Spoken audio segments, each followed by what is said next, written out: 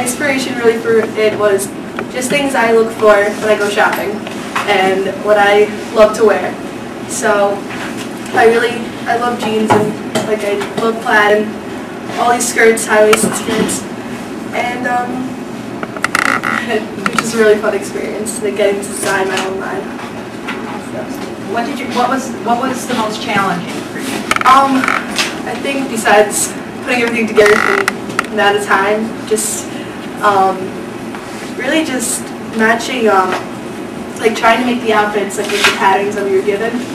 Just like trying to pull it all together so it all like looked like one line and not a bunch of random patterns. And what was your favorite part?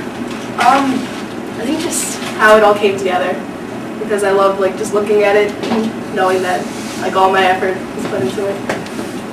Yeah, that was truly yours, right? Yeah.